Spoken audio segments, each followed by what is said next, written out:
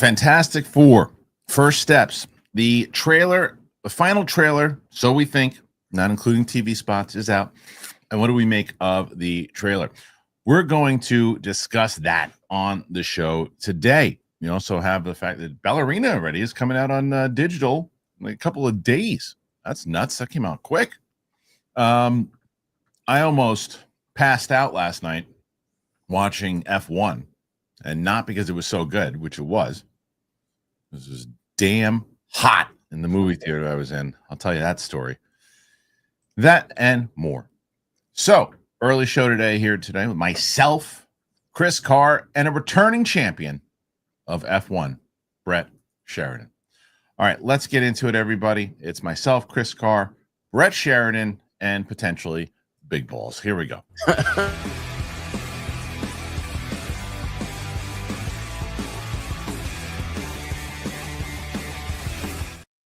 Welcome back to the show, ladies and gentlemen. It's Kristian Harloff Show here today on this wonderful Wednesday, and Chris Carr is here. Hello, Chris. How are you? Hey, doing great. How are you? Good to have you. And look at this.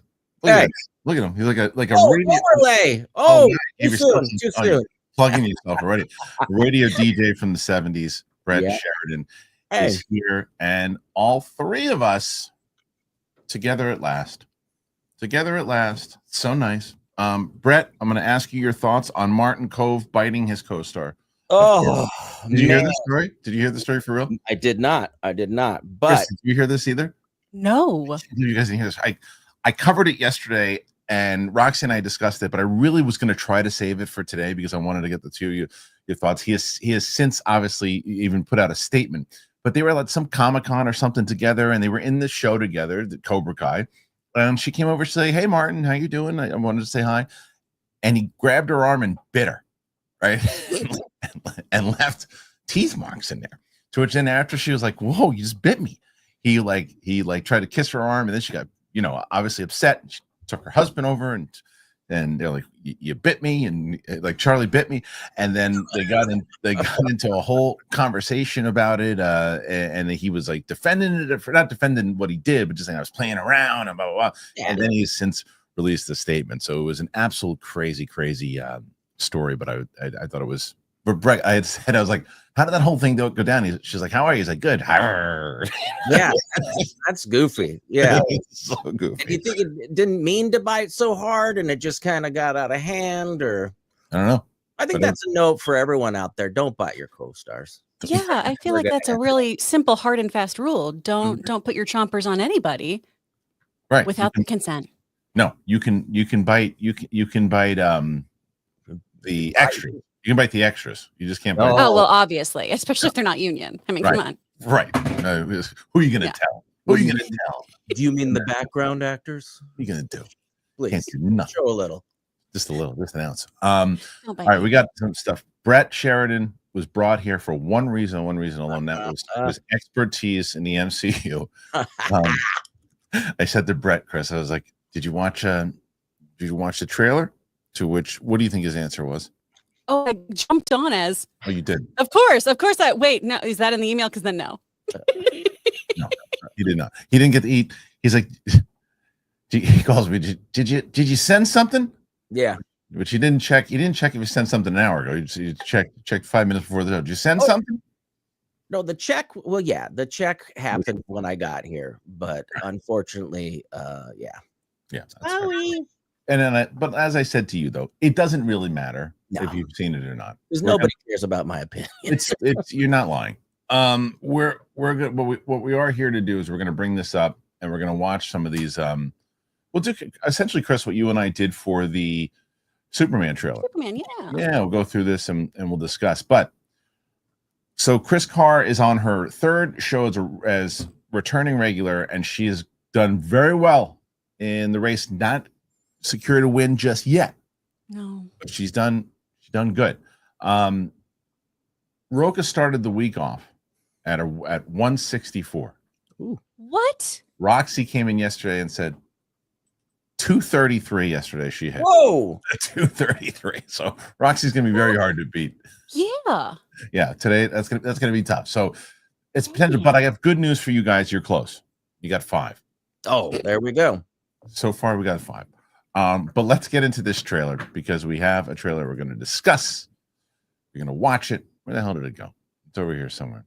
And I'm very excited to hear Chris Carr's thoughts on this. Let's bring up the trailer itself. Here we go. We're going to watch it. Why would I watch it ahead of time? Well, I'm not going to watch the whole thing. We're not going to actually watch the whole thing. We're just going to basically. Seems like you did a little too much work, Chris. I know it's true. Yeah. Story of my life. Okay, here's this one. Famous around the world. You just even that the first shot, Chris. With them in this moment. I think what it secures is that like these are the protectors of this galaxy. Yeah, they're their Beatles. Yeah, they're Beatles. You have tons of thoughts on this already. What were your overall thoughts on this trailer? Oh man, I'm already just really hyped about this movie, but this is the one that secures it for me. That this is such a love letter to 1960s sci-fi and kind of like body horror and things like that, and the Silver Age of comics themselves too. Kind of in the same way that the Full Circle comic by Alex Ross is very, very like Jack Kirby psychedelic art. That was the thing that made this so special. This was really, really great, and this whole trailer really just kind of ties that bow for me of. Oh, at the very least, this is being handled as a, hey, I love this kind of filmmaking. I love this time period. I love this kind of mod aesthetic. And I love these types of stories. And it feels like a really cool time capsule. I love how different it feels from the rest of the MCU right now. It's got a little bit of Time Bureau in it, but it just feels like its own universe, as it should, because it is. I can see that, but there you go. Same. Kind of pretty much exactly what I had written down. That's what you wrote. But I mean, just this shot right here, I'd like it already. Are you kidding? Or are you for real? Oh no, I like you said, the Time Bureau. I love that aesthetic, and I'm down. But they have them the fact that like they've been doing. It seems like in this world, it's separate from the MCU. Obviously, they're in a different galaxy, and it seems like that this was they've been on doing this for a long time. Please welcome like the Fantastic Four. Like the Ted Gilbert show clearly is. We don't know who the hell that is, but that's like something that's our version of whatever Ed Sullivan or whatnot. And the way that they're playing that and how important they've been overall and the setup to it. And I agree with you, Chris. I haven't been like I wasn't as hyped for this movie as I was some of the other things that are coming out.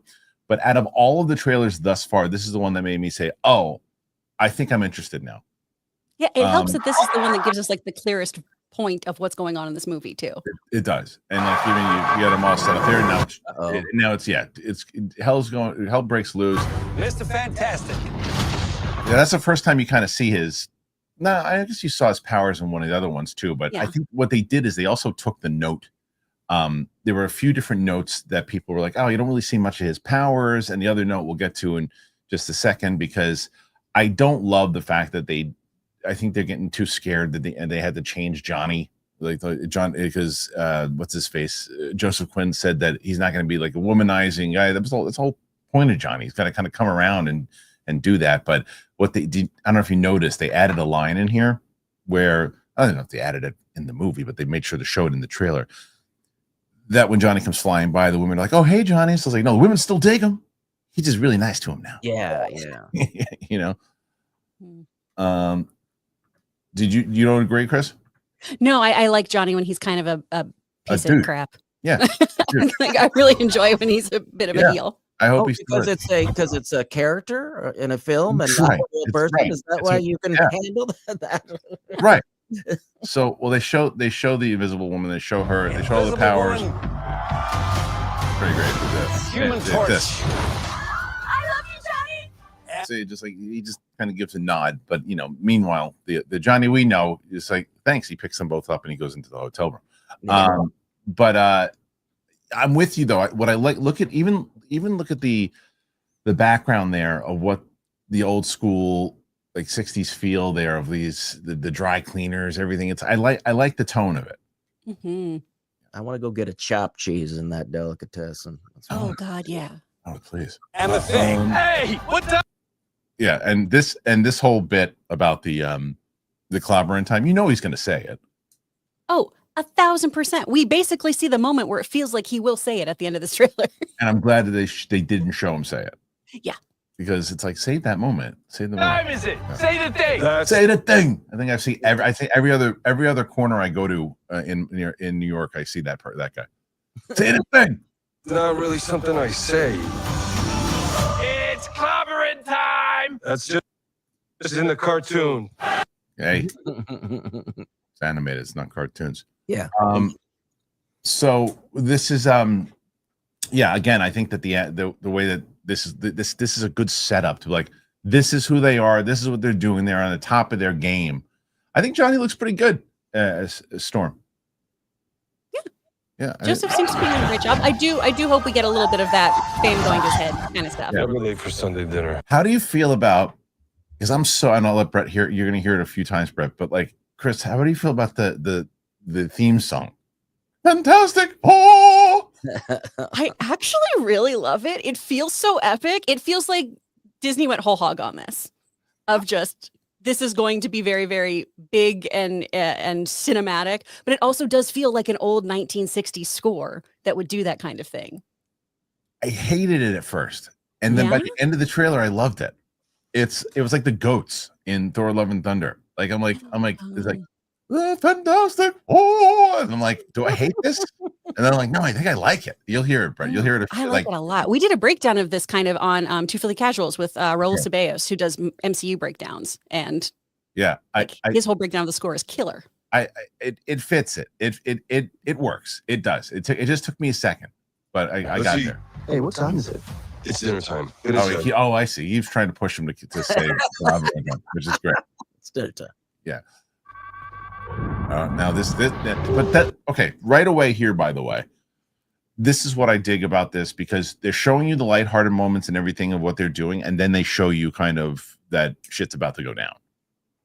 This is Galactus. No, well, I guess this is Surfer first, right, Chris? Yes, yeah. First, we're gonna have the Herald come in. Right. I love their little Dick Tracy watches too, alerting them to the danger. Yeah. Ugh, it's so sci-fi, old school. I herald his beginning. I herald your end. I herald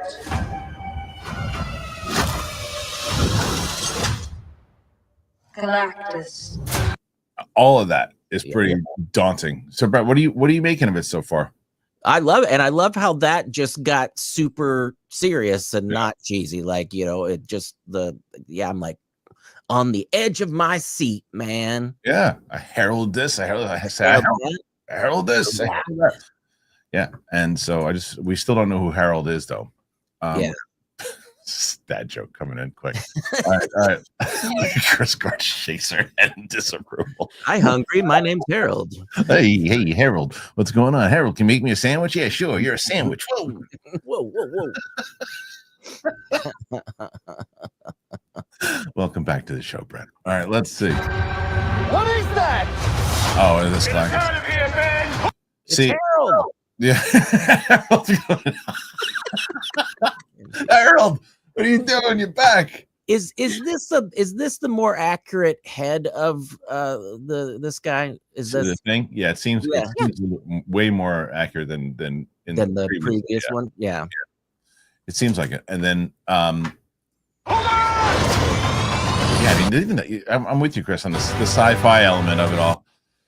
And then the press, the way that they're really, there's a lot going down. This is one of my favorite moments in the trailer, actually, is what he says to Reed. Are we safe? I don't know. I love the answer. That was very Joel. That was very Joel in that moment, right? Yeah. I don't know what to tell you here. It's like we've been the protectors for a long time. I can say that normally we're like, don't worry about it. We got this. This time, I don't know, because I hope, because in a world of MCU right now that we've seen things a million times over, I hope they lose. I hope that this world eats it, and I hope think they will. You think so? Yeah. They're kind of forced to go to our world. I think it's going to be escape, and it's going to be that kind of world collapsing situation. Right, and like one of those things where it's just it's because if you think, I just finished Sam and I just finished Quantumania, which will come out on Friday, and you really do see the plan for what they were trying to do with Kang and the things they mentioned with Kang. So, like, I wonder how much, because the world's colliding, like, how much that was going to be done with Kang, before all the shit went down. But like, because I think you got to put the stakes out there. I think they've got to lose their world. Absolutely. Right? Well, because we also need to understand too, we've had an issue with multiverses already and people not really enjoying that whole saga or the lack of stakes. Right. And I think it's a really bold move to go, no, an entire universe will be destroyed because that's what this villain does. Yeah. Yeah. The whole flavor of the weak villain, you can't really do with Galactus. He's an actual intergalactic multidimensional threat. How does that combine with Doom? Well, yeah. For the MCU, it's right. hard to say. It's very hard to say with the current state of things and the downy of it all. Well, because because Galactus has been just touted as the Fantastic Four villain. Mm-hmm. So if he destroys this universe, then what does he just do? Right afterwards, he goes for a coffee somewhere. He doesn't come back, because I was gonna say I started to do it. Actually, the ship that we saw earlier, that's his ship. That's Tattoo. That's the whole. His desire was to make that larger than all of existence, and that's what he would populate after he destroyed all. Okay, and to satiate his hunger. And is Doom going to be fighting against him or with him or nothing in general? I would believe that Dr. Doom would be fighting against him because Doom has his own machinations, and he doesn't want to be gobbled up. No one does at the end of the day, but Doom is going to wheel and deal with this guy. So interested. Brett, did you have any idea that Downey was playing Dr. Doom? Oh, yeah. No, I know about that. Okay. Yeah. But what's crazy for me as a cash is that you're telling me, like, not just like this planet, like this entire universe is going to be destroyed. Right. That's pretty heavy for me. I'm taken aback. Yeah, I mean that's pretty crazy. They need to get to that level again of loss in the way that you remember the way that the audience reacted to Infinity War and it's like that was the kind that's what everybody was talking about. The stuff in between, people were just like, oh yeah, okay, sure, it was good, but it all led to Infinity War and us caring. But like, you got to have one of those moments, and we're so far into these again since Infinity War and Endgame. No Way Home, but there hasn't been anything with that kind of like feel of like, I'm not just talking about movies that are good. I thought Guardians of the Galaxy was good. I thought Thunderbolts was good, but there hasn't been anything yet to really get us caring about, all right, where does this go next? And this could be that if they handle this right. Well, this goes back to the idea of Avengers level threats too, just not pocket stories. As much as I like the boots on the ground too, you do have to have a reason for everybody to assemble. Yeah, and I mean, the goal is that they get everybody so invested in these four characters again that by the time you get to those post-credit scenes, you're like, okay, where's this going now? Where's this going? And then you see a lot of the kid, by the way, because we know she's pregnant in the beginning of it. You see, I mean, the kid's clearly, it looks like they're going to jump right into it. Like, at least that kid looks at least 3-4 months old. Yeah, maybe more. Maybe 4, maybe 5. 4. Right. 36 months. What's that sign say? Earth believed. Believed. Okay, so they turn on tense. Right.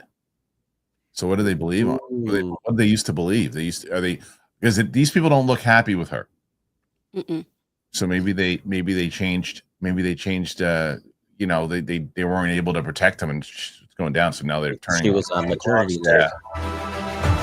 We are going to find a solution. We are going to make it right. So even when he says that we're going to make it right, what went wrong? Well, in previous trailers, he's talked about how he put out the beacon, the call, essentially, to Galactus by playing around with that kind of multidimensional communication system. Okay, so Galactus comes in. Obviously, there he is. Like, Brett, that's the size of their threat that they're fighting this time around. It's pretty fun. It's pretty insane. You don't want to just going to do that? Crush him like that. And the cars are pretty. The four of us will face the danger. Yeah, that's pretty great. It's like Jetson we will style. Protect you. That little red car is on the poster too. Is it? Okay. Oh yeah. Yeah. All right. Which Brett? I mean, you studied that poster. Yes. Right. Yeah, front and back. Fight back. Wait, I love that. I love it. Stuff. Yeah, I love that scene when he's kicking the bus around. Yeah, that's. How are they going to fight that? How do they fight that? How do you? It's like I don't know. But he's not. See, this is where the rookiness of me comes in with this stuff, Chris. He's not a celestial, though, is he? Oh gosh, honestly, I'm not sure. This is where I wish Coy was here. Yeah. I'm not sure what his actual status is in here. But I mean, very similar to kind of like how Strange bargained with Dormammu. That's what we see a lot of times happen with Galactus. Dormammu. Doom is one of the people who's bargained with him or kind of challenged him in some kind of way. So maybe something like that happens of, if you think it's good here, what if I sent you to this place? Or what if I gave you access over here? Or there might be some kind of reckoning that they try to do with him. Yeah, I'd like to see how they're going to make that work, because especially, like I said, it's just so interesting, because Doom's got to show up in the post. I mean, he's got to. So does he get involved with them at the end? Does he? Yeah. How do you fight that thing just walking around kicking buses? Like, how do you do that?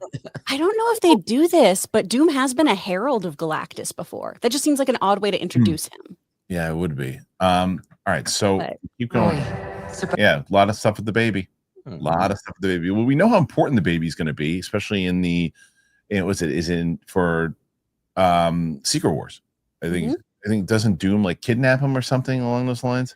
This constantly happens. Franklin Richards is like the most powerful entity oftentimes in Marvel. Okay, so that's what they're kind of setting this kid up. Is he a good guy? Usually.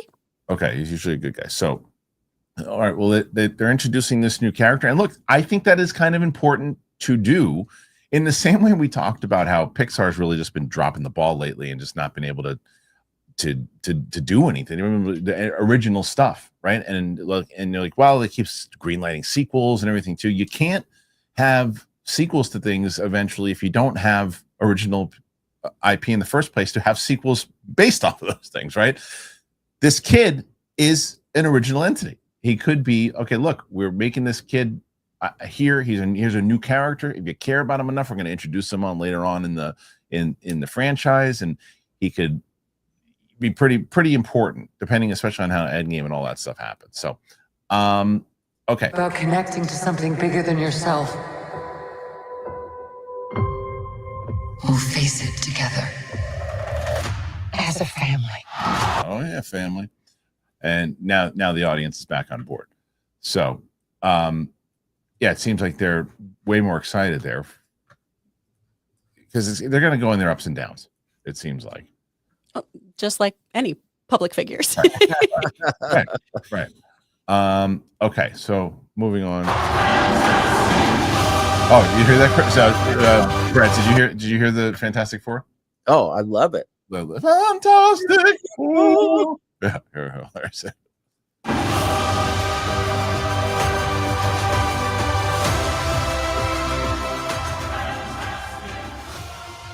What time is it, Ben? No, I know this is the moment. Like I think you're right, Chris. Like this is where. Does the thing have a beard? By the way, it looks. Yes, he does. Do you ever have a beard in the comics? He does. So in a Jonathan Hickman run, he has it in a future kind of thing. I think it's in like the 5,000 and something or other. He has a beard. And then there's a really silly one in the 1960s where he disguises himself as Blackbeard the pirate, but he just like wears a fake beard. And people are like, yep, that's Blackbeard. That's not Ben Grimm, the Thing. Ridiculous. Well, it's like Superman putting on glasses. Oh, comics are great. I love them. This is a very Johnny Storm and Thing moment here for sure. What time is it, Ben? No. What time is it, Ben? No, Johnny. Say it! I don't wanna! Say it! He's going like this at that point. So you know he's gonna say it. Yeah. He's gonna say it. And yeah, well, they're making the whole thing but that's okay. So next time someone says to me, you don't like humor in things anymore. Why don't you like humor in things? I do. I like it balanced. And so this is my point. It's clever in the way that they're like, okay, you're going to see this be a bit from the second he's walking through and the guy goes, say it at Clobberin time. He's like, it's in the cartoons. And then what time is it? It's cooking time. they're going to keep using that bit throughout it. So by the time that he finally does it, it's earned, and the audience is going to cheer when he finally says it. There's going to be a huge pop. Oh my They're going gosh. to go nuts. They're going to go nuts when he finally says it, because look, they would have applauded in the first place because it's his tag phrase, right? But if you build it and he doesn't want to say it, and then it's when he finally does do it, it's a smart way to do it, and I'm glad that they did it that way. And then she looks great as Sue Storm, by the way. I didn't really say she looks great. Oh, absolutely. Yeah.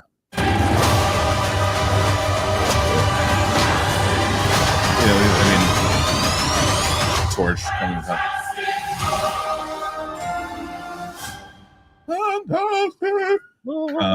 Yeah.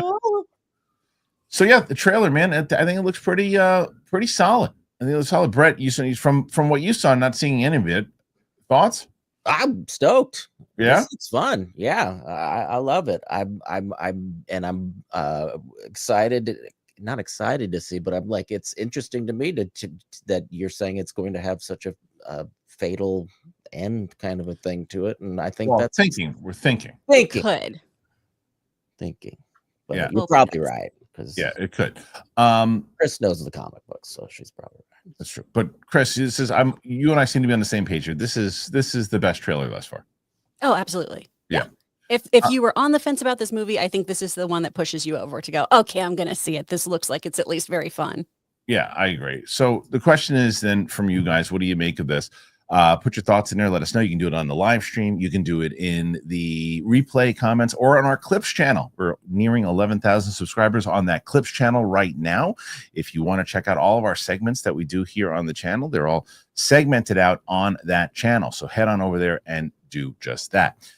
We got other things to discuss. Before we do it, I wanted to tell you guys about True Classic. Just this morning, my wife says, I'm going to get you a pair of shorts. It's so hot right now. I'm going to get you a pair of shorts. You keep complaining about not having shorts. I said, there's only one place. She goes, I know, True Classic. Yes, True Classic. That's where we're going to get my shorts from. So I'm going to get everything else from. Why? Because I love them. I love True Classic.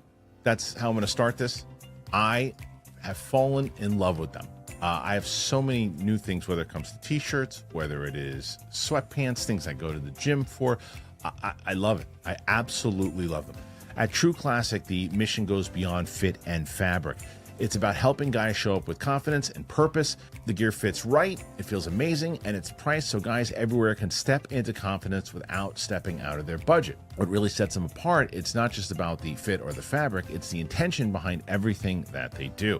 True Classic was built to make an impact, whether it's helping men show up better in their daily lives, giving back to undeserved communities, or making people laugh with ads that don't take themselves too serious. They lead with purpose. So I have been loving True Classic. I got them. I've got a bunch of things that, again, like I said, shirts, pants, and I told my wife the other day, I said, I don't know if I want to go anywhere else right now. True Classic. I mean, I'm telling you, I went out to go out with some friends. I was wearing this True Classic t-shirt. They fit really nice. They just comfortable. It's good material. I love it. And you don't have to worry about it. Just get rid of the overpriced designer brands. Ditch the disposable fast fashion. True Classic is built for comfort. It's built to last, and it's built to give back. You can grab them anywhere. Target, Costco. You can head to trueclassic.com/Kristian. That's where you really should go, and get hooked up today. You will love it. I have been swearing by it. I'm telling you, this is me telling you straight up. I love this brand. I love True Classic. I do. I truly do. And I hope you do too. The links are in the description for True Classic. Please go and check it out. It really helps the show and keep us going when you do that. All right, guys, right now, 11. So you got almost less than 200, a little more than 200 to catch up to Roxy today. So we'll see what happens. Yeah. So I don't know what it's like in California right now. What's the weather like? It's nice. It's like 80s. Oh, good for you. It's terrible here. Absolutely terrible. So yesterday, 107. Yeah, brutal. So, and humid. So I was driving back yesterday. I was like, okay, 106, 107, not too bad. I get into my office, nice, cool, air conditioner's great. Brett, like sometimes we have the problem during the winter where it gets really hot in here, and we got to turn the AC on anyway because, and there's no problem here right now. Everybody's put the air conditioner. It's super nice, but this movie theater that they had the screening for F1 last night, which I was not going to miss F1 again for. I missed Megan last night, part 2, because I wanted to see F1. And I just missed too many screens of it. I said, I'm getting there. I'm going to do it. I left the live stream for the members a little early yesterday so I could get on this train. The Long Island Railroad was nice and chill. It was great. But I'm like, this theater that they had it at, there was no direct subway there. So I could have either taken a cab for $20 or $30 to get 15 blocks, which is stupid, or walk, which I did. I didn't mind it. I walked. It took me about 25 minutes in the heat, but it wasn't that bad. I walked through Koreatown and everything was like, it was nice. I had a good walk. I'm like, okay, you know what? Yes, it's hot, but I'll go into, again, air conditioning. I'll go sit down. I'll be good. So I go in F1. I get there half an hour early. I always like to get a half an hour early so I can get my seats. I get in there, and woman, the Universal rep, or the Warner Brothers rep, rather, very nice, says, here you go. Your ticket. She's like, just to let you know, the air conditioner's on the fritz. Oh. And I'm like, fritz. Can you define fritz? Does it mean fritz as in it could come back at any second?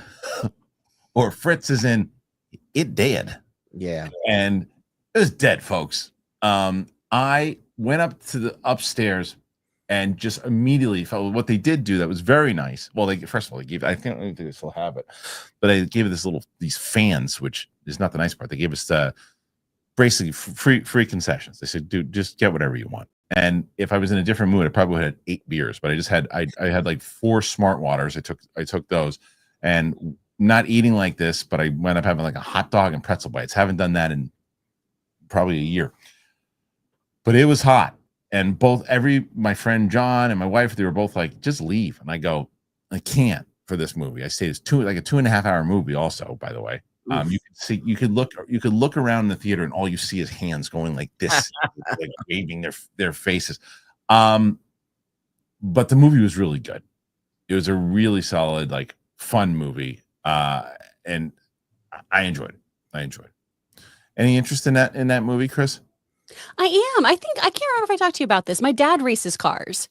And so I mostly want to see is to have some talking points with Jeff Carr.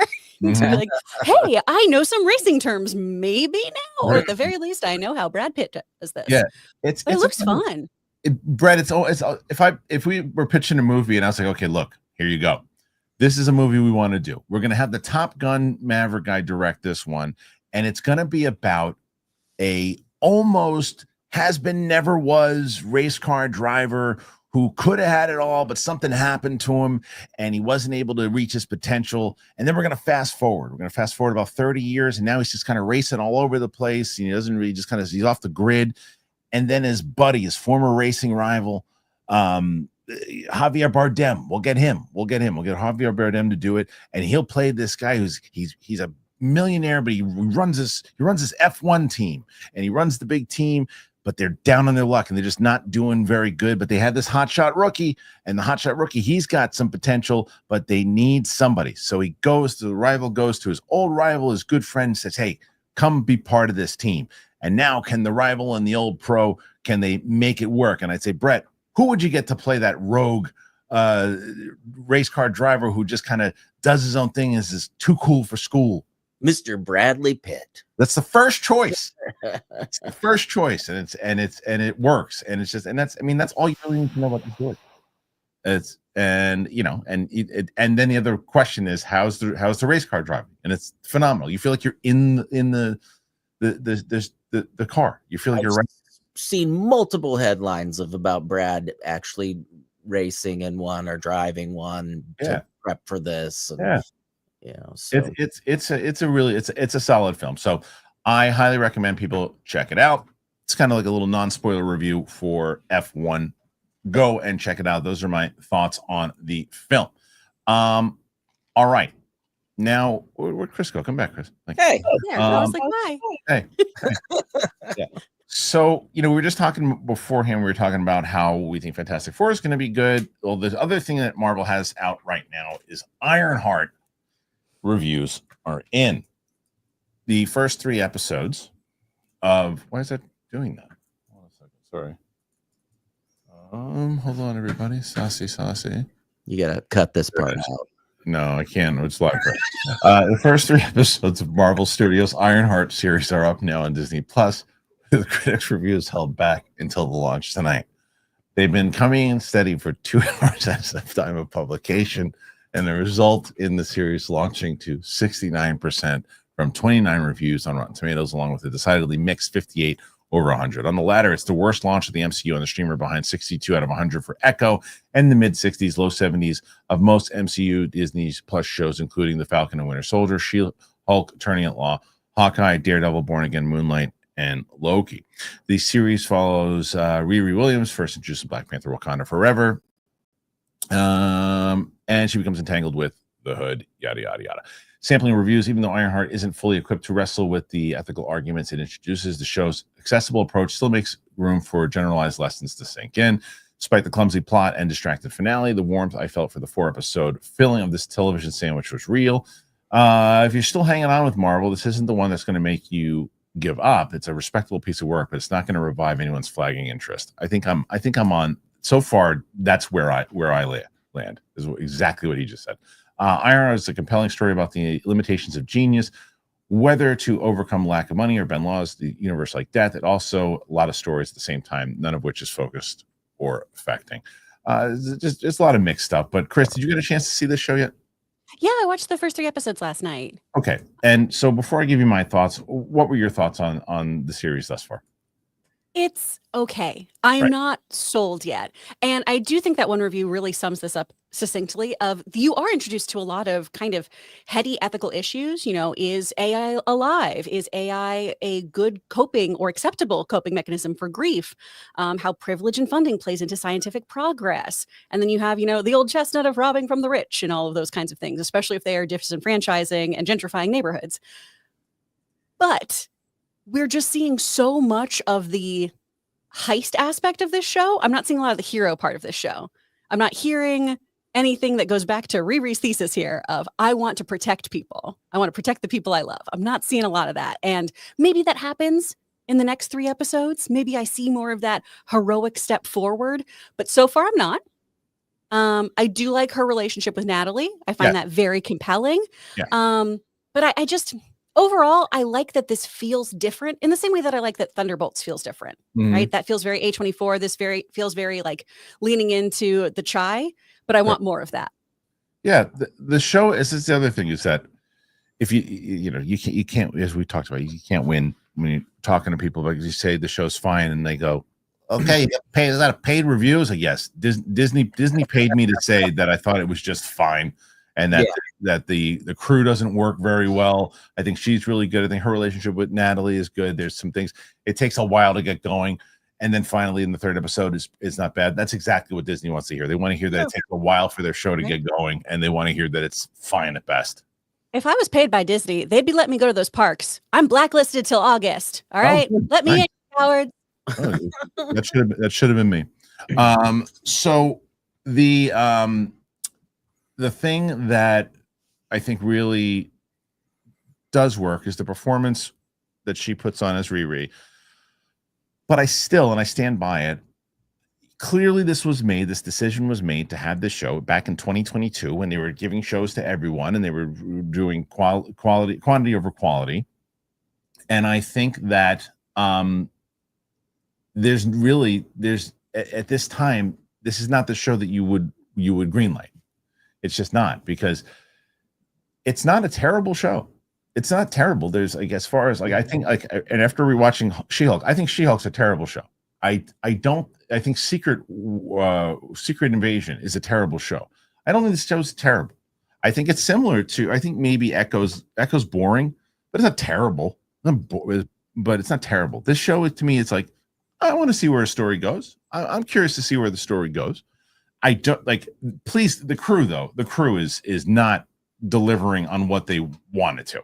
The one I was a clown or something is the member of the clown who does like the explosions and stuff. The jokes are just landing like a fish out of right on the floor. Like not, I don't think I laughed at one joke. Bad, right? Did you feel otherwise? I didn't enjoy No, her very much. Wasn't funny.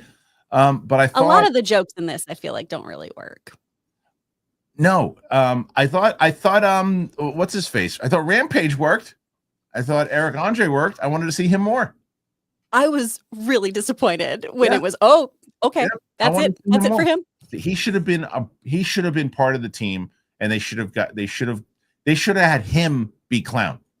He should have played clown. That would have been should have fun. delivered those. Because I don't believe that the Hood's supposed to be this menacing kind of. Well, he's got a lot of issues. He's supposed to be fearful. Well, he ain't hiring well enough for me to be fearful. That's it's like. What does Steve Jobs always say? Steve Jobs is always about who you hire. Like that represents a leader, is who you hire. Way more scared of his cousin. Yes. Way more scared of the muscle. And the cousin was fine, by the way, because the cousin worked too. But when you start playing into like the tracksuit mafia of it all, it plays too silly. So there's those moments that are silly, but the things that do work are Riri's relationship. But this show is not going to do well. It's not going to do well, obviously, with the audience, and it's not. Thank you for all those glowing reviews. I know, and it's not jump in right now. Yeah, right, and it's not going to do well. It's not going to do on the ratings. But watching the show, I'm still I thought the third episode was the best. Mm-hmm. Yeah, but it takes. What I've heard from other people is that it does get progressively better. But, and then I would caution anyone else too, because I went, I'll go look at, some of the other things that critics are saying and everything. So much got spoiled. Oh, yeah. I heard a big moment in the finale. Yeah. I already basically know what happens and have some theories about the other things that were alluded to and not in a very casual way. Right. But I keep hearing too that the finale of it does fizzle. I'm still going to watch all 3 of the other episodes so I can decide for myself, but I'm hoping it's more of that progression than a total fade. We're going to release because I was supposed to release the actual reaction to it with Sam and myself last night. Just weren't able to do it. So actually after this show, we're going to release the reactions to it. And like, we were both like, she didn't know I was going to watch it. And I didn't know what to expect from it because like I said, I think that Riri was shoehorned into Black Panther Wakanda Forever to get this show notice in the first place. And I was like, well, I don't know if I'm going to I didn't really respond to her character. I don't know if I'm going to respond to the show. And as I'm watching, I'm going, okay, I see what they're doing. Okay, I understand. Okay, you get a little bit more like with her and her loss and all right. And then all the way that's kind of her new Jarvis and the way that they made that work, that part of it. I thought Ironheart is pretty good in it too, by the way. Yeah. I think he's pretty good in it too. I don't know how I feel about that reveal still. Right. It was something like that. I didn't necessarily know that was it, but it was something like that. Yeah.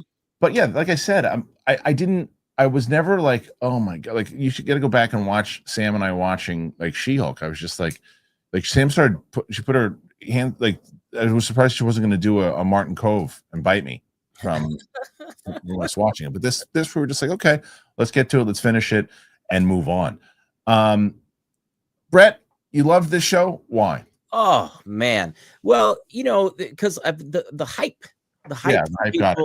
Right. Like you and Chris, like just building it up to be one of the greatest shows ever made. Yeah. And I think I'm definitely checking it out. We're no Last of Us anymore, no Handmaid's Tale, none of those. Right to this one. Do you remember the name of the show? It is called Thunderballs. Thunderballs. That's right, Thunderballs. They changed it. Yeah, Thunderballs. Thunderheart, wasn't that a Keanu? It was Val Kilmer. Val Kilmer. I love that movie. Thunderheart was Val Kilmer, and Lionheart was Jean-Claude Van Damme. Oh yeah, well, Lionheart. Great movie. Hey, I missed you. Yeah, I'm coming. Don't worry, I'll be there. Oh, okay. Hold on, I'll be there for you. Hey, oh, how you doing? I'm on this side. Oh, there you go. Nice to see you. Yeah. Hey, I gotta tell you, you're looking svelte. Well, thank you. You're welcome. Yeah. It's called Wearing a Black Shirt. That's the only thing. Yeah. Well, the good news is when you start your little channel you're going to do with your musics, just know that this 1970s piece over here has my vowels on them. Thank you, Big Balls. All right. Thoughts on Ironheart, and this is my favorite part of this clip, is for people who've never seen this show ever and just found the Ironheart clip. You just saw a scroll of some big old balls. All right, fine, he's a chipmunk. So thanks. Make sure you comment, click like, do all that. That is the Ironheart first reactions, first reviews. But I also don't think that show is going to really, that's the end of it. I think they're closing out all the shows that they had and all the things that they were working on in that time of the quantity over quality stuff, because now it's just they're really focusing heavily on like the movies. What's the next series that they're doing? I know they're doing Wonder Man. We've got that coming up, and that was also part of that old regime, right? What have they announced anything new that's coming out? I don't think so, right? Show slate. I'm not sure. Because Wonder Man is supposed to be moving forward and everything. Right. Wonder Man, yeah, there's already a trailer and everything too. Oh, Vision Quest is the other one. That's right, Vision Quest with Terry Metalis being the showrunner for that one. Which makes sense in general that show would continue on, because it's like the trilogy show, right? It's your WandaVision, you got Agatha, and now you have Vision Quest, and we still need to know what the hell happened to Vision since the events of WandaVision. So that to me makes sense. It's essentially like the third part of that. So that makes sense that you would go with that, and it's still a legacy character. So yeah, that to me, okay, I get why you would make that show. Other than that, I don't know if there's Eyes of Wakanda is another one. It's a lot of the animated slate the rest of the year. The zombie thing, which is I won't watch a frame of that. I won't watch a frame of it. I hate Marvel zombies. I get so mad at them making Wolverine a zombie, and I push up my imaginary glasses and I'm like, that would never happen to Wolverine with his healing factor. Why would you do this? But I don't. It is there's a Marvel Zombicide board game that is actually quite fun. Yeah. Oh, okay. That I enjoy, but I could agree with you on that. I'm sure the game of it, and look, if you can do it on the cheap and it's just like a kind of a fun Halloween thing, I think that's when it's coming out. Then fine. But like I have no interest in seeing it like at all. Wakanda, Eyes of Wakanda, I'll check out to see how that plays into it, but nothing else is really moving the needle as far as the MCU goes, and I think that's all strategic, obviously. So we'll see. Okay, we're gonna move on here. And yesterday on the show, we were talking about Ryan Coogler. We were talking about one of the things he's doing is the X-Files. Well, there's some new news on the X-Files, and as Brett's gonna be very excited, there's some new news on Wallace and Gromit. Oh, you like Wallace and Gromit? I love Wallace. I know you do. And me too. Okay. Well, so you guys will be excited for this story in general. Lego Ideas has revealed that Lego sets inspired by both the X-Files and Wallace and Gromit franchises are in the works. It's a Lego story? No. Well, this is what happens when Luke doesn't send me these stories, and I go rogue. The Lego Group's Lego Ideas set up 2 1990s IP challenges. So there's no news here. This is Lego stuff. Never mind. Sorry, guys. That's it. I blew it. See, Chris, this is the difference between this show and John's show. It's you're carving your own path. Yeah, just John's also got a Jonathan. Voico does a lot of heavy lifting over there. He's an unsung hero. To be fair, we have him too, but I don't use him for that. I don't use him for that. I like the ones and twos. I like going off the cuff here. Yeah. Let's see if there's anything else that we really need to discuss on the show. We will. If not, we'll get to the Ironheart. Brandon Flynn is set to play James Dean.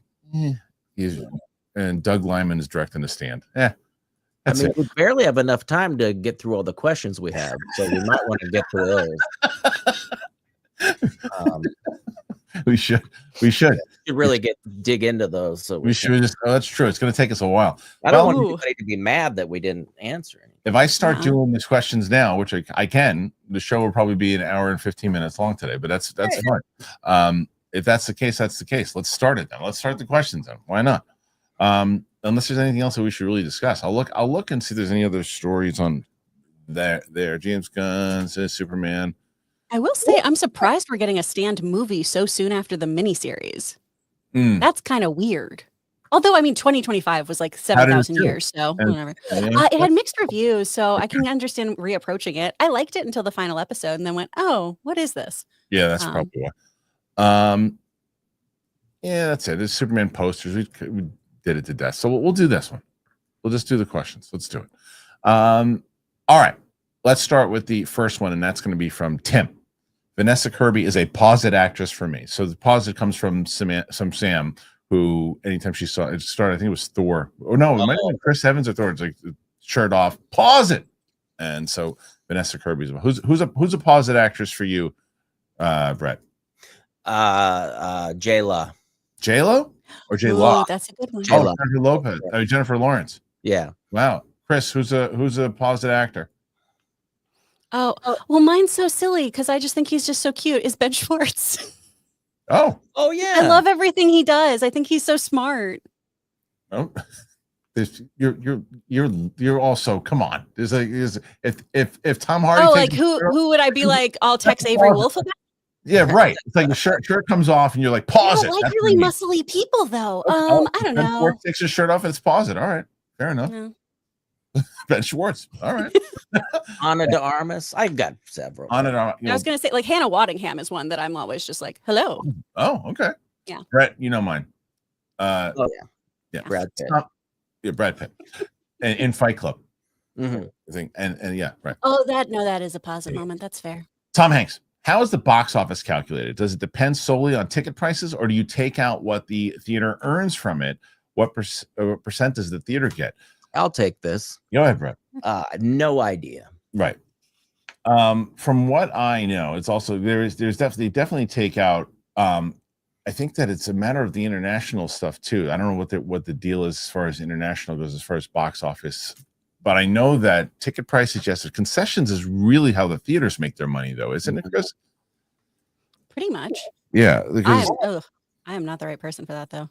Do you believe that box office, like streaming and numbers like that, should be counted towards box office at this point, or no? No, because it's basically because again, it's usually when it's calculated by the number of tickets that you get by the ticket price itself.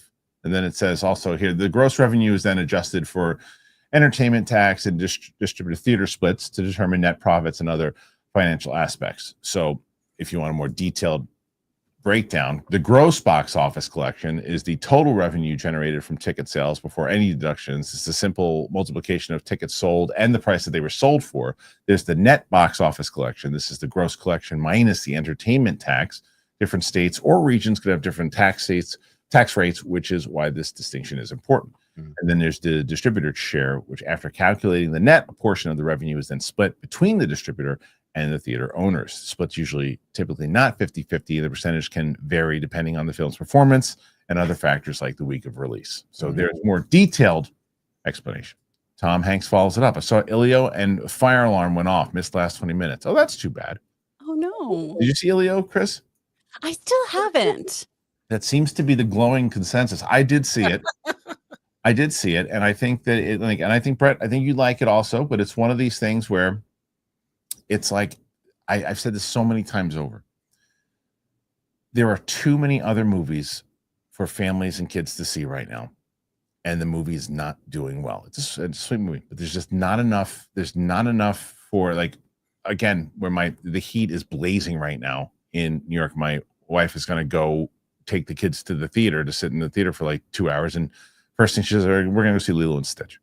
Ilio's isn't even a conversation. Yeah. Not even a conversation. Well, you've got K-pop Demon Hunters on Netflix too. That is blowing up. That is so fun. I saw that. I didn't see it, but I saw. So that's a good one. That's it's a blast. Yeah, my little one just was watching this too. So I'm gonna check that out. And yeah, I think that for me, I'm going to. Hold on a second. Just cut this. Yeah, I got it. What happened? Oh, my whole chat now is gone. It's gone now. It's very stop this. Stop this. Stop it. Yeah, stop it. Anyway, That always works with technology. Just discipline it. Give it a stern talking to. Stop this. But anyway, Christian's calling me. His chat just went out. Yeah, I don't know how to fix it. I don't know. I'm on with you. I'm on. Oh, you are. Oh, okay. Anyway, Ilio, unfortunately, just not. It's just not doing. I think it'll find its legs on digital though, on streaming and stuff too. Because like I said, it's a sweet movie. Brett, you'll check that one out. Yeah. I probably won't enjoy it as much as I enjoyed watching Wish with your daughter. But oh yeah, how that was. Did you ever? Was that fun? Oh, of course, it was a lovely return to days of watching with my children and stuff. So it was quite nice. The movie was yeah, it's fine. But you know what people don't understand about that is the history between Maisie, my little one, and Brett is that because Maisie takes Maisie a while to warm up to people. It just does, right? So like she'll give you like the Joe Pesci stink face and stuff too, and then like I can't remember what she said. She said something when Brett was staying with us, and Maisie said something, and I guess Brett was like, "Oh, I guess I'll go and I'll stay with my sister instead." And Maisie felt bad about it. Maisie in her own way. What did she can't give you a note or something? Yeah, she wrote me a note that said, "I'm sorry," and I didn't tell her to do that. She did it on her own. Yeah, and then but she'll like when I say to her, I'm like, I go, Maisie, Brett said you wrote him a letter. She goes, yeah.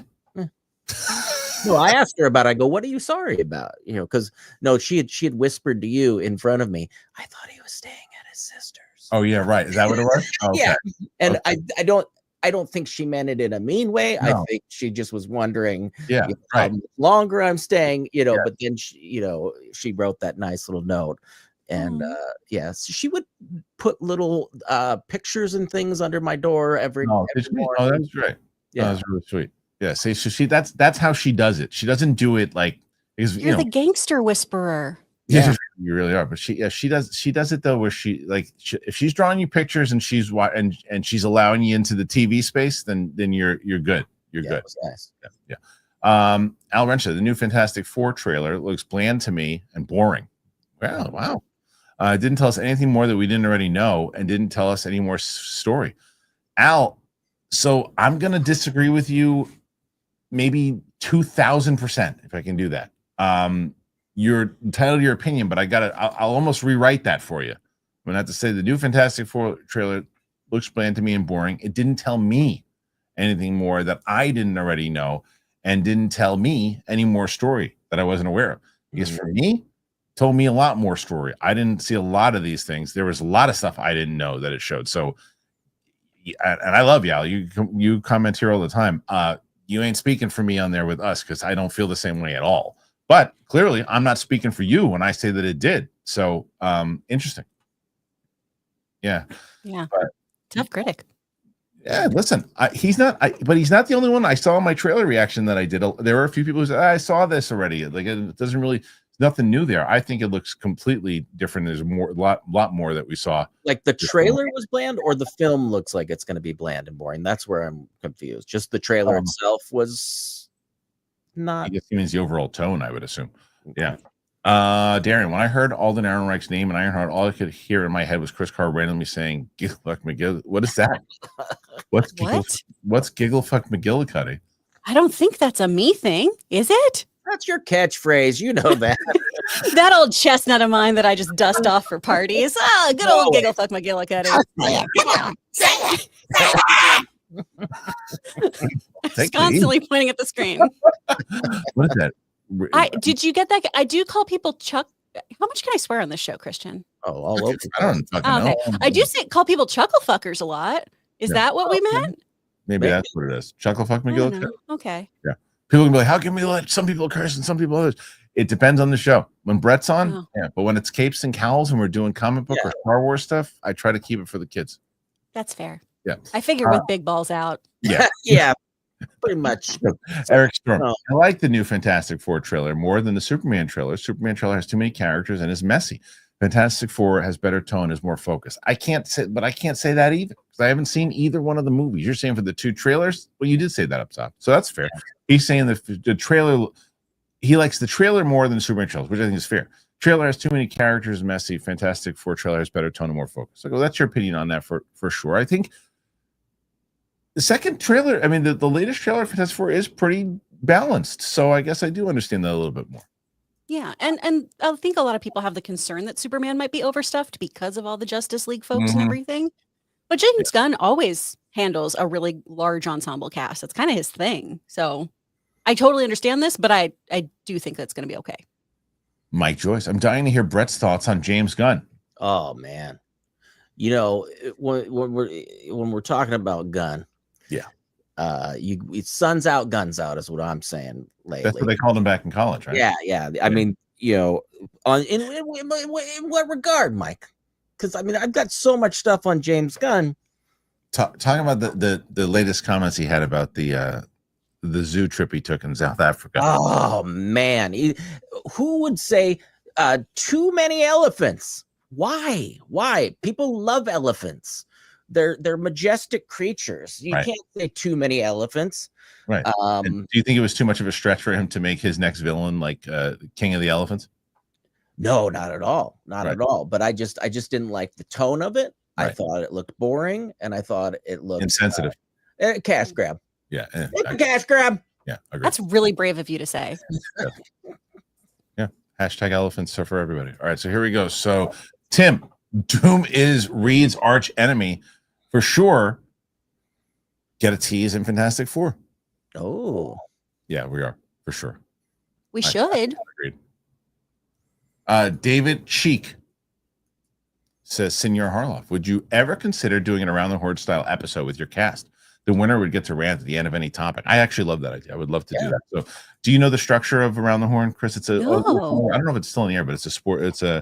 I think it is. It's on ESPN. And it's essentially like you would do topics throughout it. You bounce back and forth, give kind of points on what's happening. And at the end of the whole thing, it's like if you know, I can determine who I think going to win the whole thing, not movie fights type of thing, but more so of just like a debate. And by the end of it, you go, all right, Chris, you got the most points here. I declare you the winner. You have a minute to rant on any subject that you want to go, and you can go whatever you want to do. So it's a good idea. Thank you, David. It's not a bad idea. All right, next one again, guys. We're getting close. Look, you're no longer 200 away. You're 198 away. 25 movement. I know. Yes. 25 so far. Not too bad. Al Rensha. I would love to see Hulk versus the Thing fight like in the comics. Did they fight in the comics? I'm sure that they did, right? Yes, they have. Yeah. And does the Hulk kick his ass? I feel like he would. Oh gosh, I can't remember who wins that fight. Okay. All right. I'm pretty sure it's Hulk. Yeah, no, that's not true. So, no, this isn't true at all. Someone said. Sometimes I think people make up their own narrative. Like the Clips channel has been doing really. Last week we were close to 10,000. We hit 10,000. This week we're close to 11,000. We're almost at 11. People make up their own narratives. I was like, I thought it was like 3 weeks ago. It was 11. Shush. Mr. I Crappenshits. Hi, Chris. Saw Jurassic World Rebirth on Monday. It'll be very divisive. Personally, I enjoyed it. Better than Jurassic Park 3 and Jurassic World 3. Maybe on par, better than Jurassic World 2. That's not going to be hard for me. I did not like Jurassic World 2. I haven't seen 2 in a very long time. I liked the only 2 movies I think that I've liked in the whole franchise are the first one, obviously, and I didn't mind the first Jurassic World. I didn't mind it. It was fine. Yeah. I just wish I had some enthusiasm for this movie, but I'm just kind of I'm gonna see it. It seems to be the case for a lot of people, but I'm checking. I'm checking. I want to see, and we'll have to see. Brett, do you have any interest in seeing that at all? No, I never got into any of these.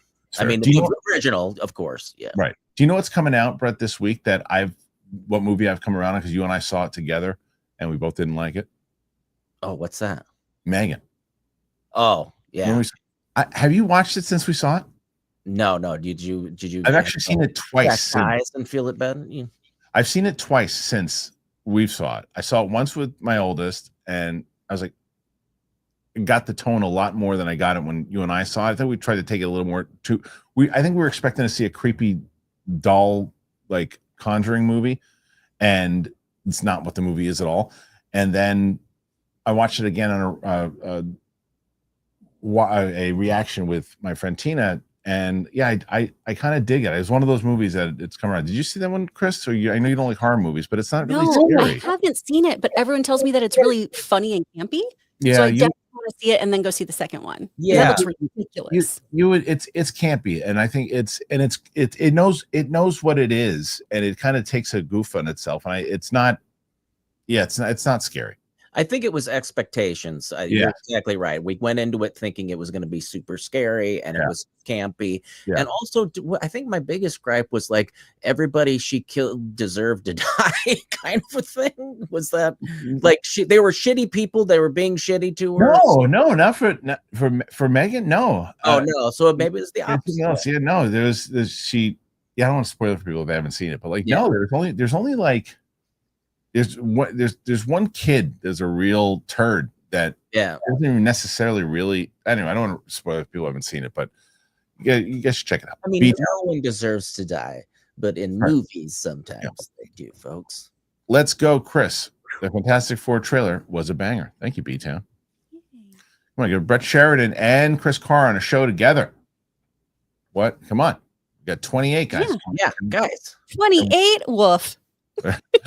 Bobby Jackson. With Brett's natural fun, silliness, and willingness to try anything nature, he should totally get with Chris and her husband to do voice acting. Oh, Brett would be. You'd be killer at that. Oh, Brett's really good at that stuff. Love it. Yeah, Brett's done it before. So, yeah, we should put these guys together.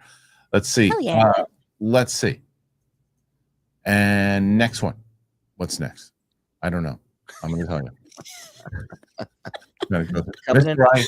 Mr. I crap and shits. I got a concussion in a movie over the weekend. How'd that happen? So 28 inches later, 4DX. Felt like I was hit upside the noggin during that alpha infected chase. You wouldn't get a concussion. You get decapitated. That thing hit you. I'm sure neither one of you have seen that movie. No, and I shan't. Yeah, that is you got zombie walking around with a big old penis. That's Exalted. 10. What age did you introduce your kids to WWE? I was watching WrestleMania with my 5-year-old the other day, and my wife thinks she's too young. I started watching around the same age. It's a fantastic question. Yeah. And Exalted, I had the same conversation with my wife when I tried to show my daughter at probably that age too. And I will say that I don't think that your wife and my wife are wrong. I don't. At that age, as far as the stuff, it's completely toned down from, say, the Attitude Era and everything to what it is, but it's still. I think 7 or 8 is okay. I mean, I think 7 is fine. I mean, even my little one actually was watching it at 6, to be honest. And she got it. She understood it. And knew not to like try to do wrestling moves against people in her class. And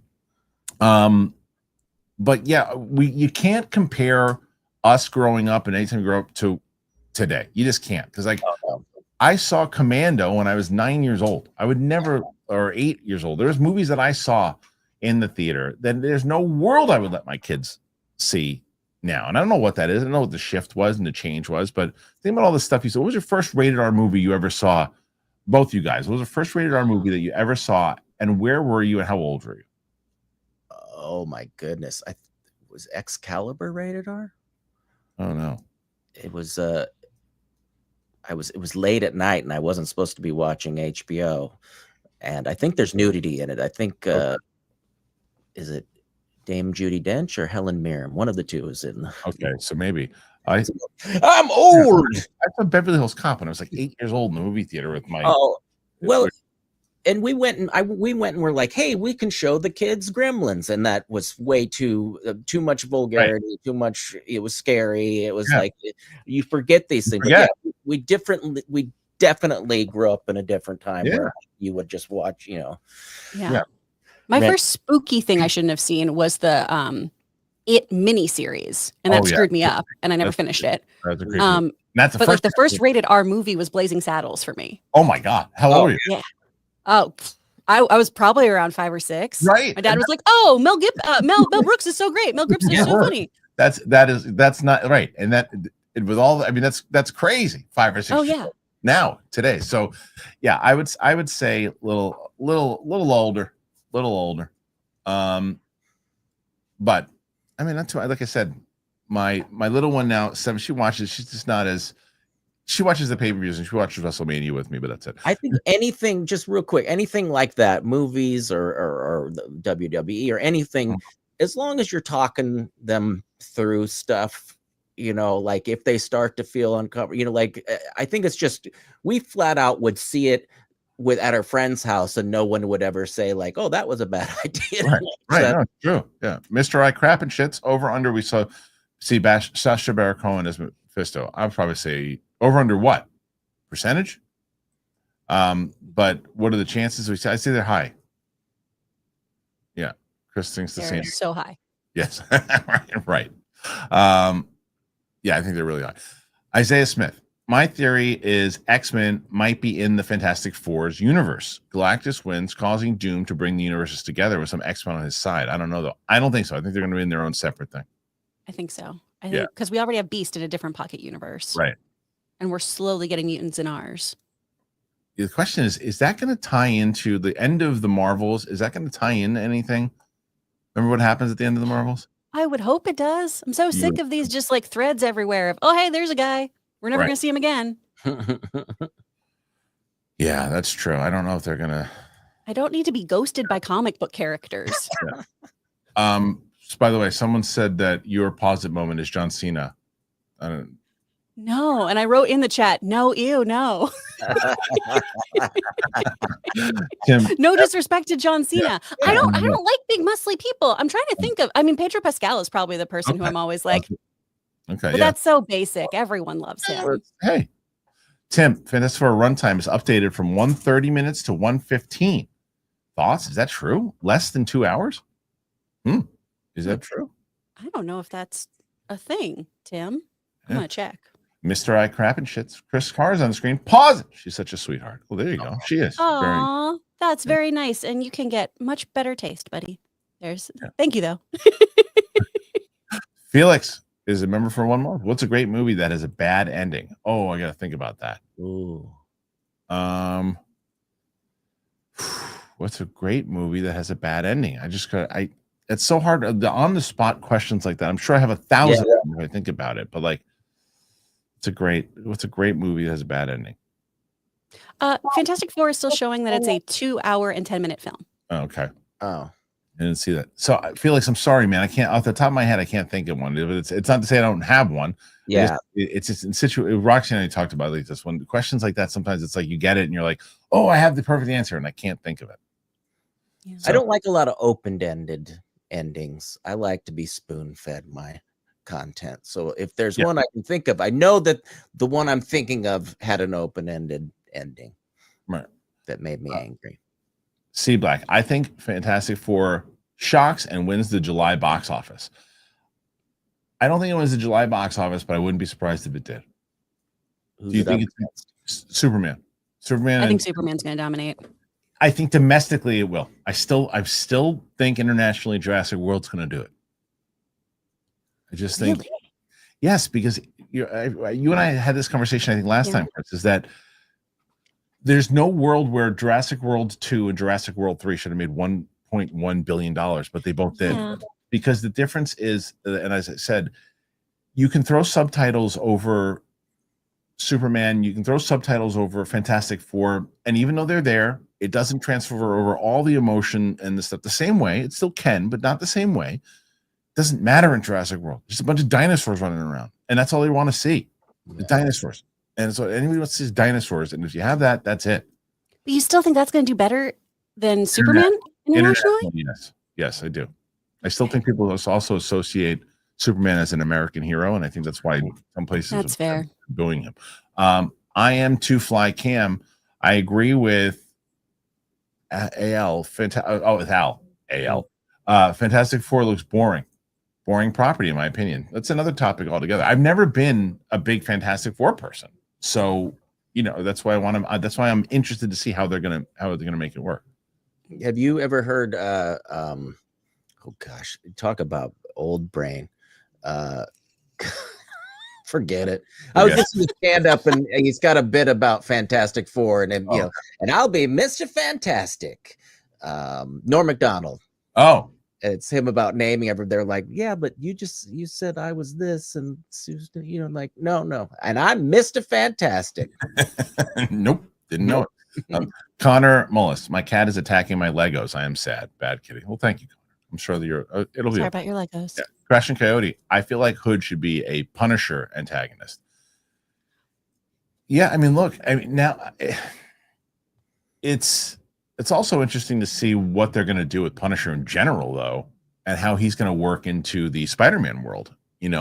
Yeah, I'm very interested. It makes sense in a boots on the ground way, but tonally, it's a really interesting shift. Well, remember, John Bernthal famously said he didn't want to do anything if it wasn't rated R for Punisher. I'm sure Bags of Money have changed his opinion on that.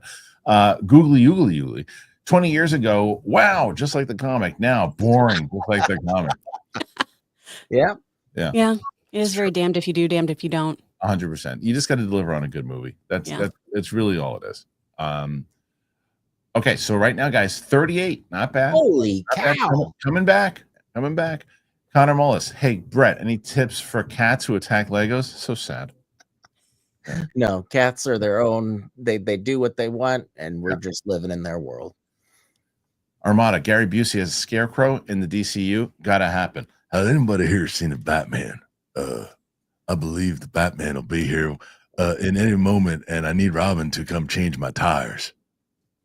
That was chilling. Ooh. Chris Carr, do you? We hear you like John Cena and pausing it backwards and forward and upside down and left, right. How will I know when he's there? You can't see him. Yeah. I look back and forth like this, and when I do it, I can see the interdimension opening up, and there's a pet mouse that I have that can pilot through it. Thank you, Gary.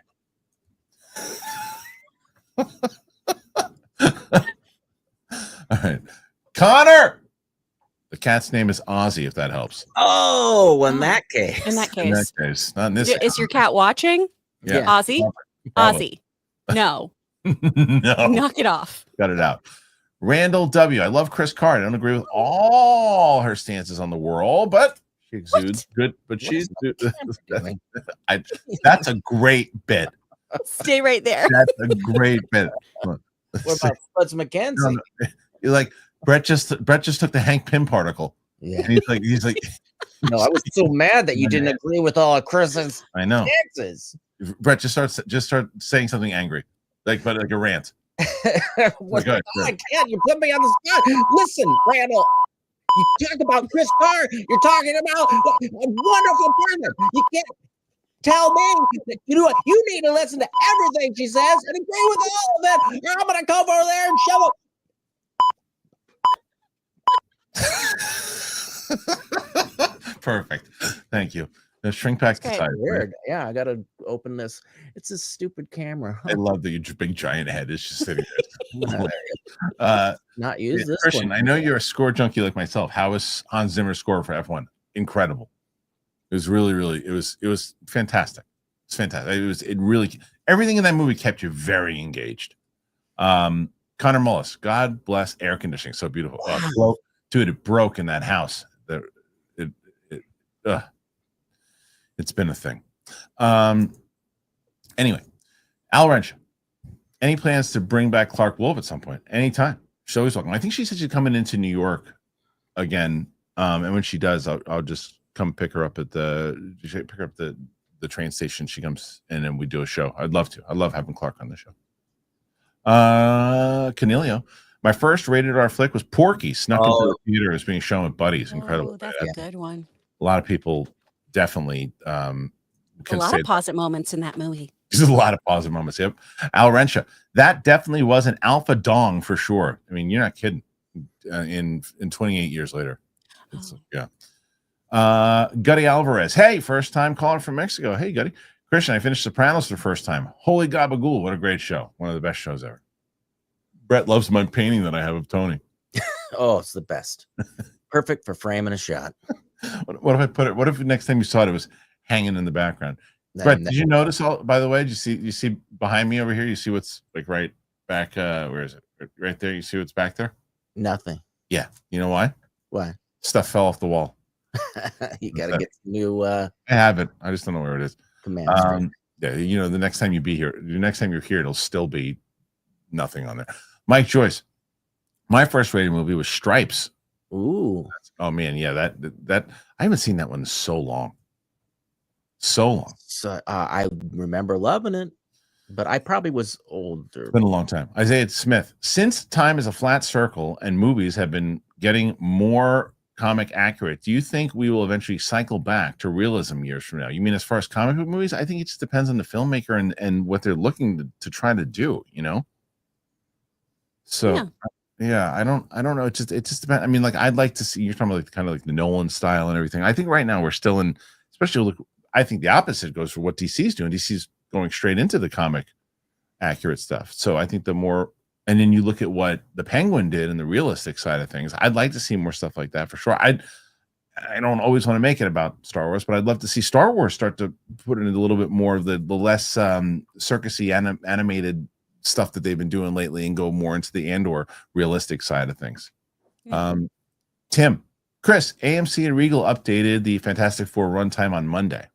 Oh, ooh, okay. Little back and forth. Maybe the internet is wrong, or maybe AMC and Regal are. I don't know who's wrong. I don't know. It could be me. I could have Googled wrong. Maybe. Stuart Blackie. Hey guys, I've been binging Landman and Yellowstone. Really getting into Taylor Sheridan. Have you seen any of his shows or movies? Love and support. Yeah, 1923 is incredible. Love 1923. Loved 1883. That was it. 1883. Loved that one. And I loved his, as far as movies go, really dug what's the one with no, it's gonna drive me nuts. Let me see. Do you like any Tyler Sheridan shows, Chris? I haven't watched any of them, you guys. I haven't watched a single one. You should watch 1923. But my favorite, movies, Wind River, Sicario, Hell or High Water, I love. Those are the ones that I really, really dug. So, yeah, I'm a big fan of it. You heard it here. I should watch them. I like westerns. I don't know why I haven't gotten around to stuff. Well, if you're gonna watch, and it's funny because 1923 and 1883, they're prequels series to Yellowstone, but I never watched any Yellowstone. You don't have to. Okay. I would watch those for sure. Those are really, and if you like westerns, 1883 is really solid. And is that the one with Helen Mirren? That's 1923. 1923. Okay, that's my husband's posit. Helen Mirren. I think he's obsessed with Helen Mirren. So let's say, bitch boy, what's your concessions? Like a cherry ice lemon heads. I went off my diet yesterday for my cheat, and that's pretzels with cheese. Love those pretzels with cheese. Oh, boy. That's a good one. Yeah. Whatever my mom had in the giant purse that we snuck everything in, and makes sense. Probably popcorn and peanut butter crackers, something. Yes, I'm living life like Brett's mom. Right now. Bring in my snacks. Yeah. I am to fly Cam going to New York soon. Which airport is the best? And hotel racks. You know what's funny is this. JFK, the airport itself, really good airport. Yeah. It's got great restaurants. It's got a lot. The parking is a disaster. Last time I picked up Brett from the airport last time, it's a disaster. But if you don't really care about, like, if you're not driving or you're just taking Ubers out of there, JFK, I would say fly in too. Yeah. As far as as far as hotels, it depends on where you're staying. It depends on where what part you're really visiting in Manhattan. Are there certain things you want to visit? Look at hotels near that area. How much income you have. I mean, it depends. It depends on what you're looking for as far as price range. But you can find some really good hotels. All right, 28 years later should have been sponsored by Subway. Why? It's a foot long. No, there you go. Nice, Brett. I can decode any sex. You did it. Kane, Katie, and Chris Carr. Have you played Claire Obscure Expedition 33? Would it make a good TV series? I have not, so I don't know. Yeah. Right now we're playing through Final Fantasy. I'm playing a lot of Pizza Possum. If anyone's played that, it's so mindless. You're just a little possum thief, and you just steal food, and you try to not get caught by dogs. Great. That sounds like such a Chris Carr game, and I love it so So much. fun. It has my laugh. It just is a little possum running around going, Have you ever seen my impression of a Hut no. in Star Wars? Mm-mm.